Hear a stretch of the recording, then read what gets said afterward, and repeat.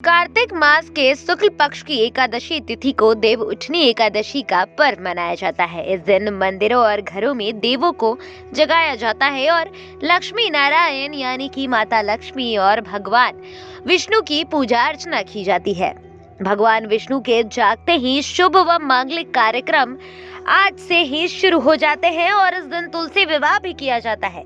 इस दिन चावल के आटे से घरों में चौक बनाया जाता है और गन्ने का मंडप बनाकर श्री हरि की पूजा अर्चना की जाती है।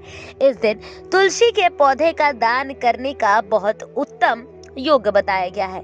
इस बार 23 नवंबर 2023 यानी आज देव उठनी एकादशी है। ये एकादशी कार्तिक माह के शुक्ल पक्ष में आती है। माना जाता है कि इस दिन श्री हरि विष्णु 5 माह के बाद सायं काल में जागते हैं। देव उठने के बाद सभी मांगलिक कार्य शुरू हो जाते हैं।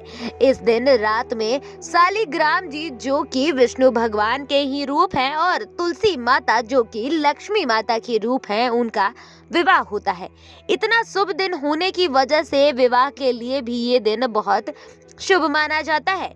इसे मानने की परंपरा भी अलग अलग इलाकों में अलग अलग तरीके से मानी गई है। हिंदू धर्म में मान्यता है कि 4 माह देवता सोते हैं। इस दौरान मांगलिक कार्य नहीं होते।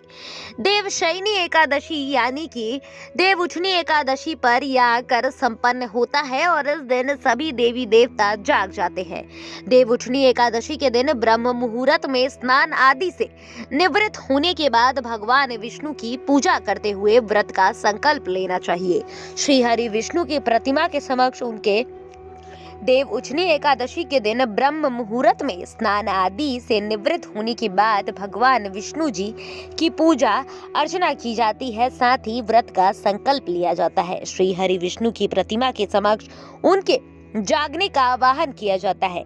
सायंकाल यानी कि शाम में पूजा स्थल पर घी के 11 दिए देवी देवताओं के समक्ष जलाए जाते हैं। यदि संभव हो पाए तो गन्ने का मंडप बनाकर बीच में विष्णु जी की मूर्ति रख दें। भगवान हरि को गन्ना, सिंघाड़ा, लड्डू जैसे मौसमी फल अर्पित करें।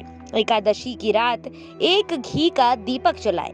अगले दिन हरि वासर समाप्त होने के बाद ही व्रत का पारण करें और इस दिन बिल्कुल अच्छे से तुलसी माता को 16 श्रृंगार करें और उन्हें साड़ी ओढ़ाएं। साथ ही उन्हें सिंदूर रोली का टीका लगाएं और फिर इसके बाद सालिग्राम के पत्थर के साथ माता तुलसी का विवाह करें। ऐसा माना जाता है कि यदि आपने देवउठान एकादशी के दिन तुलसी माता का विवाह करके उनका दान किया है तो यह एक कन्या दान के बराबर शुभ होता है।